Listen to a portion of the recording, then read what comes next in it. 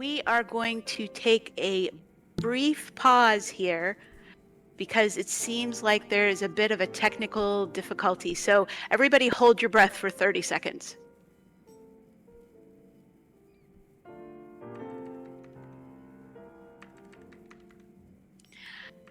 All right, exhale.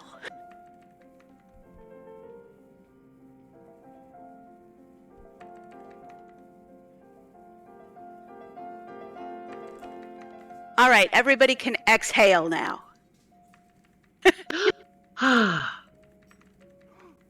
Good job, everybody. We were going for a Guinness record.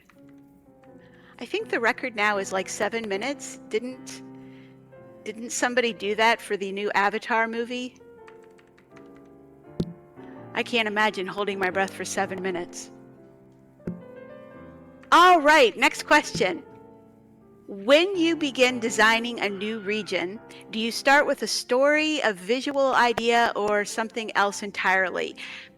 Abner, do you want to weigh in on this one?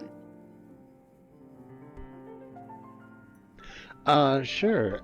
As far as like, the first thing I think we look at is, okay, what is the purpose of what we're doing? Because we have to make it functional. It's going to serve a purpose. Is this, a region that's supposed to be designed for like a new resident experience? Is this a Linden Homes region? Is this an SLB region?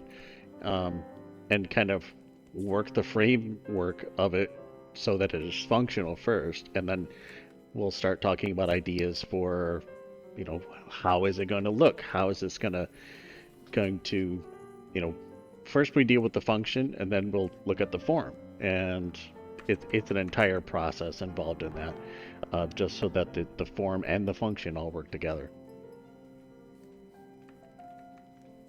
All right. Does that answer the question? It does answer Okay. the question. But I'm going to follow up with another question directed to you because I know that you have something to say about this. Okay. Which resident created build, region, or community has inspired, well, the question is your work the most. I don't want to focus on the most. What communities or builds out there have inspired you? And I know that there was one in particular that inspired something at the birthday. Yeah, I know what you're getting at, and that's exactly the one I was going to mention. The question is basically, what have I seen out there that has really kind of wowed me? And one that I always go back to is, and full disclosure, I do not know the person who created this. I've never talked to them.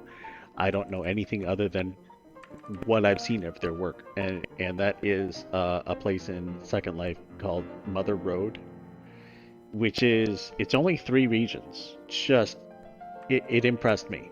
I was like, only working with 3 regions, and everything, and the way that it was, the way that he did it, or she, I don't know, the way that they did it, and just to get the effect of being in the middle of a vast desert that just goes on forever, and it's quite impressive to me. And so I kind of have to give a tip of my hat to that.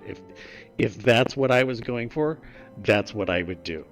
And I kind of looked at that a little bit to try to get inspiration for our adult stage that we did here.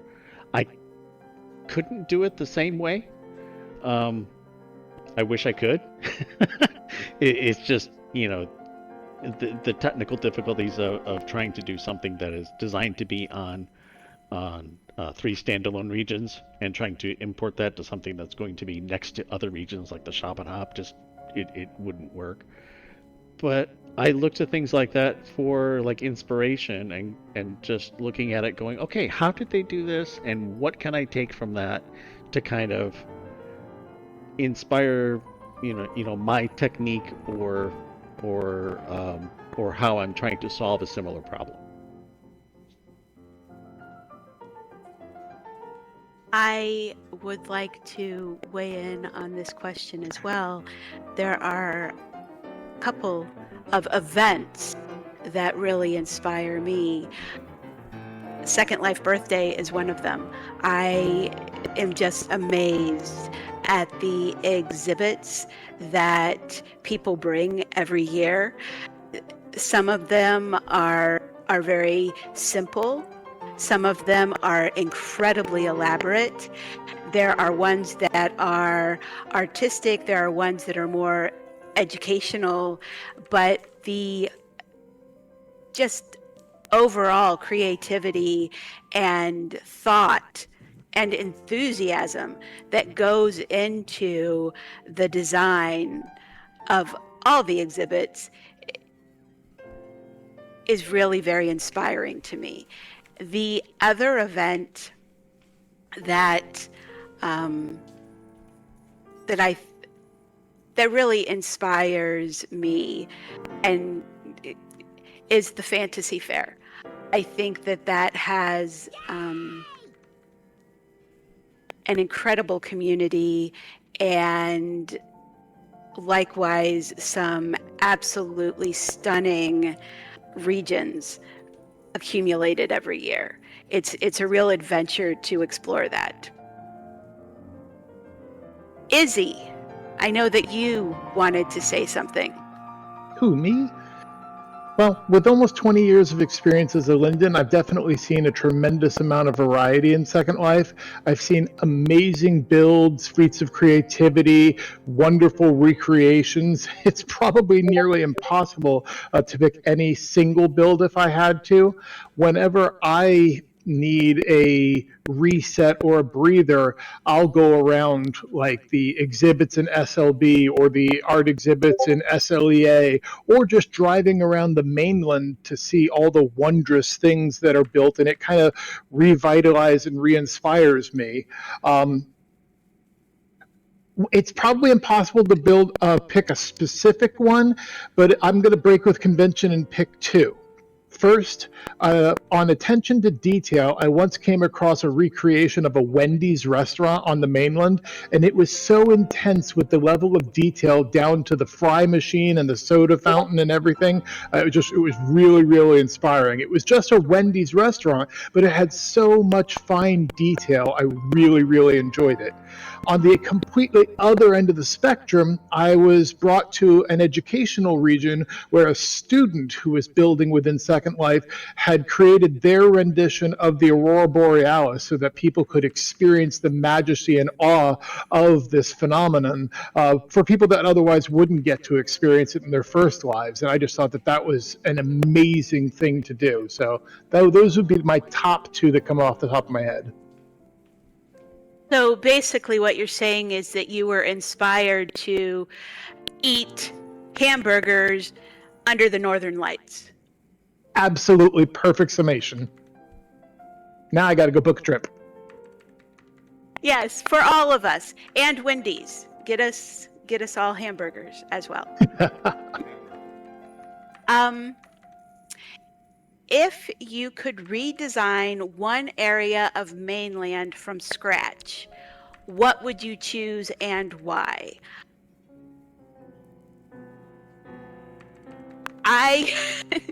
Alada, we haven't heard from you yet.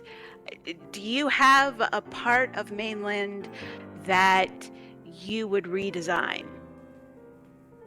Yeah, actually, I used to live in mainland for a while in my first years as a resident. And I used to live very close to the train station in mainland. And I would love to redesign the whole thing. Because I think we could expand it into completely different dimensions now with it, adapt it to how people do Second Life now, that it's not just with trains or the pod things only. So I think I will expand it so it will be for cars and other stuff, and rest your things and eat here like a fake eating station. I don't know, I will add maybe so our many things. Wendy's restaurant could come. Exactly. and we put a fake easy that is eating burgers. Only if I get the Northern Lights too. Right. I picked on Alada, but it's Abner, Bree, if any of you have a thought about mainland that you'd like to share? I don't think that there's anything in particular that I would want to redo, because mainland is mainland. It's part of me growing up in Second Life. It's yes, maybe some road work or little things, but I would not touch anything personally. Well, I can If certainly understand that, because it's what the residents have created. So how could we I possibly redesign that? Go ahead, Abner. yeah, I was gonna. I hadn't really thought about this, but it just kind of came to me. If there was anything I could like go back in time and redo, it would be some of the regions on the mainland that were supposed to have roads go through them that for one reason or another never did. Or a lot of the areas on the edges of the continents that should have had a protected strip of land so people could go around it on their boats, and for whatever reason they never did. If there was one thing I could go back in time and kind of change, it would be to fix those things. All right. Well, I'm making a list here, so when we all have nothing to do, maybe we'll go back to this list. Izzy, I think that you had something. Absolutely.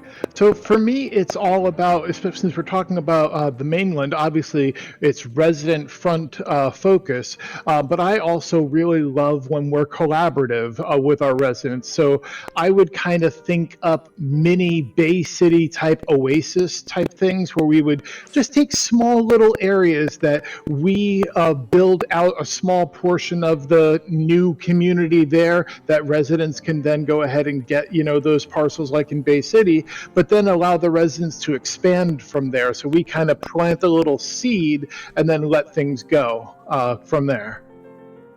Well, and I know that Bay City, it's a very strong community, and it really has.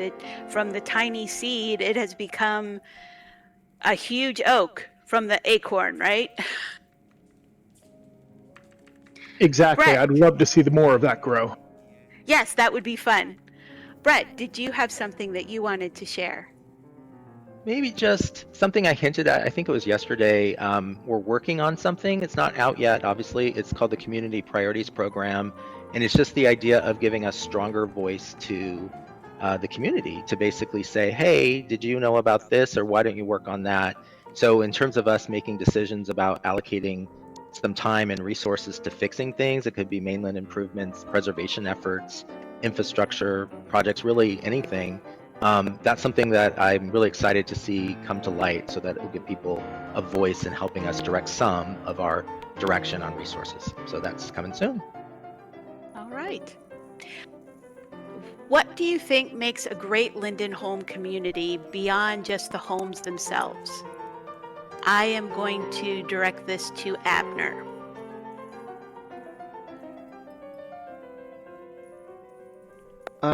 Let's see. What makes? Let's see. What makes? Can you read it again? Yes. What makes a great Linden home community beyond just the homes themselves? So what makes the community part of it? Oh, I think. Well, I think. You said beyond the houses themselves, and I think that is what makes it is everything that is beyond the houses themselves.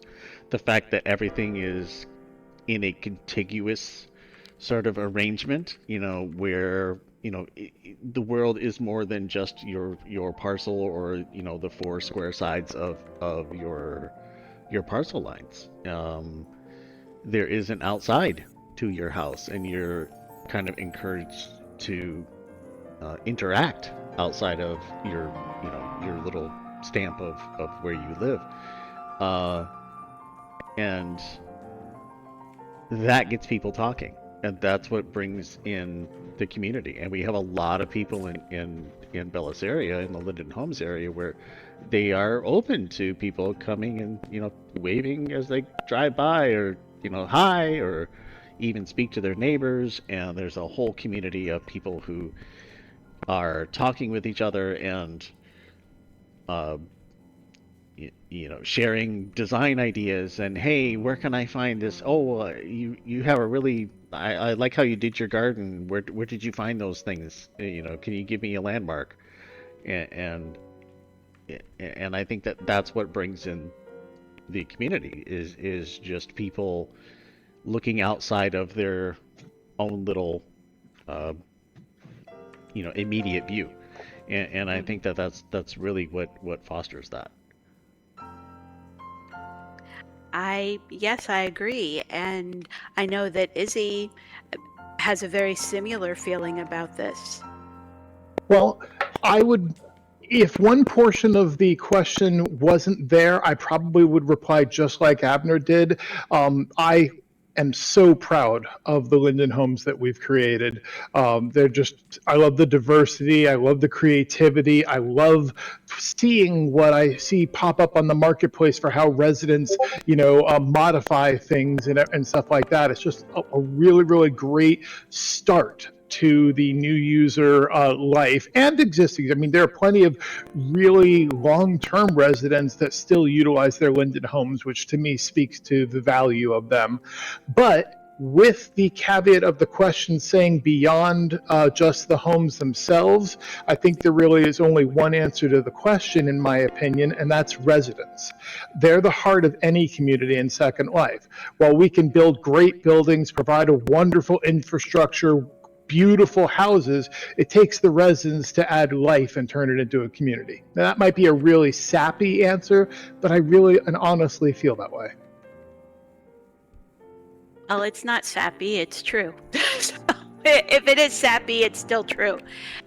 I think that is absolutely, the residents are the ones that breathe the life into the beautiful regions that are built by the LDPW SL Studios. Hear, hear. All right, Izzy, this one is again for you. How do you balance nostalgia and innovation when designing for a platform with more than 20 years of history? Well, at least you give me the simple questions. This is always in the forefront of our minds. While we strive to innovate and bring new and interesting options to our residents of Second Life, we also want to honor our history and our traditions. So it's kind of a delicate balance to honor the past while building for the future. I believe that we accomplish this with, new innovations and themes like the Linden Homes themes, where we bring new and exciting homes to our users, but also balance that with a plethora of additional options like previous home builds, mainland build-up areas like Bay City, as well as the total freedom that is found from having a private island. So the opportunities brought on even more options, and that helps put our residents in control of their future, whether they want to do a ready to move in Linden home, mainland where they can go ahead and build with fairly freedom, but there's still certain controls, or a private island where the sky's the limit. All right. Well, we're going to move on to a new topic now, Belisaria and mainland evolution. And most of these are going to be for you, Izzy, because they are about Linden Homes. First question is, many residents would like to see more Premium Plus homes available. Are there plans to expand housing inventory or create additional opportunities for Premium Plus members? So we're always adding additional Premium Plus homes to the available join flow. We strive to always make at least some Premium Plus homes available, but of course we don't want to create a whole bunch of regions that just end up sitting there, so we have to be kind of conscious of the balance. All right, so if you see that there is a big desire for a certain theme and there aren't any homes available, then you'd roll out a few more homes so that people would be able to get into that theme. Exactly, and we usually rotate it around. So one day we might release some of this theme, and then once that peters out and we need more, we might go to a different theme just to kind of round robin it. Okay. Many residents are curious about the long-awaited completion of the Mediterranean continent. Can you share any updates on those plans? Well, that's kind of like what I was saying before. We expand existing areas based on use and need. So as an existing themes available homes are acquired, we then add more to maintain some availability. But we don't want to just finish an entire area that then has a whole bunch of partially empty regions, because that, of course, has a fiscal cost that would then have to be shared by everybody. So it's a give and take and balance that we have to kind of keep an eye on. Okay. So the short answer to that is just keep waiting. It'll be there eventually. There you go. And if you want one in a particular area, get your friends to take the ones that are currently existing so we have a reason to put out more. There you go. Copperfield Heights has proven extremely popular. Are there plans for additional regions, and might we see more 2048 parcels offered in future releases? Absolutely. We try to keep some Copperfield Heights available for our residents. It's the newest theme, but we also have our other existing Premium Plus themes. So like I said before, we try to kind of rotate it a bit, but we will circle back, once we go through the other themes and make sure people that want them get a chance, we will add more Copperfield Heights too. And personally, it is one of the themes that I'm the most proud of, because I just love the idea of having Plus, Premium, and Premium Plus parcels out there, so everybody's kind of in the community together. All right. Now we're going to switch our focus to mainland, and Derek, I'm going to direct this to you first. What role does mainland play in the future of Second Life? And are there plans for broader improvements such as terrain, texture updates, infrastructure upgrades, road expansions, or other modernization efforts? Yeah, so if you've had a keen eye on mainland lately, you may have already noticed some things are starting to bloom. The transitioning happening in Gata 1, the expansion of Zendra, those aren't isolated projects. I hope that people are taking these as signals of a broader, renewed focus on mainland as a living and evolving part of Second Life. And honestly, there's more in the pipeline that we're not quite ready to talk about yet. But I think residents are going to be excited when we can. The answer to the question directly is yes, mainland is absolutely something we're putting more intentional focus on going forward. That includes goals of terrain texture updates, environment settings, the general look and feel of the world. On the infrastructure side, of course, roads, waterways, that kind of thing. We're always looking for opportunities. Our approach there tends to be pretty deliberate. We take suggestions if they're submitted as feedback, or we look for areas where that infrastructure is genuinely lacking, where we have the available land to actually make and do something meaningful, and target it. We're not going to build a road to nowhere, but where the real opportunity exists and the need is clear, we want to move on it. So basically, yes, the short version is the mainland has a future, and we're definitely investing in it. Thank you. Brett, do you have anything to add? Very quickly, just that, yes, mainland's important. And as I mentioned earlier with the Community Priorities Program in progress, that there's going to be more opportunities for people to actually weigh in where they want us to put our focus. So I'm really looking forward to see how people vote with their voice. And that's going to obviously, in fact, impact some of the mainland work as well. Izzy? I'm going to pretty much ditto what Derek said. I mean, mainland's a critical part of the tradition of Second Life. It's a place where residents are only limited by their creativity. and I don't see that going away anytime soon. I do think that there's a lot that we can do to assist in the process with additional infrastructure and such, like what Derek said.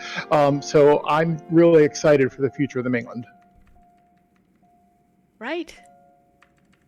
Derek, this question is for you again about mainland.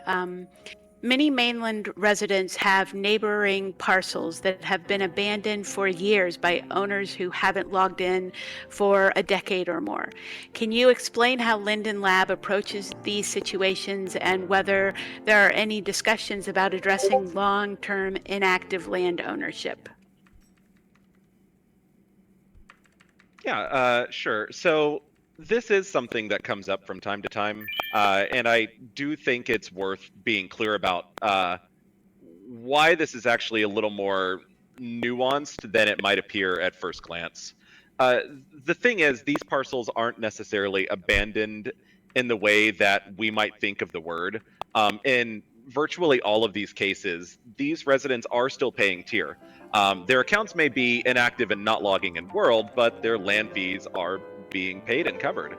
That creates a real obligation on our end. When someone steps away from Second Life, whether it's a month, 2 months, a year, or even a decade, they have a reasonable expectation that when they come back, their land is going to be exactly as they left it. Their build, their objects, their little corner of the mainland, that trust is something we take pretty seriously. So while I completely understand, some people may be frustrated with neighbors who, may be dealing with an eyesore or a neglected parcel next door, we have to be really thoughtful about how we balance that, maybe against the rights of someone who is still a paying customer for all intents and purposes. That said, I won't pretend that this is a solved problem and that's the end of this. However, I do think it deserves ongoing conversation.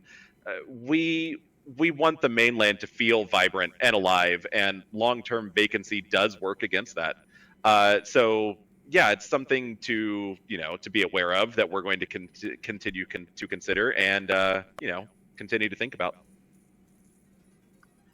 All right, thank you.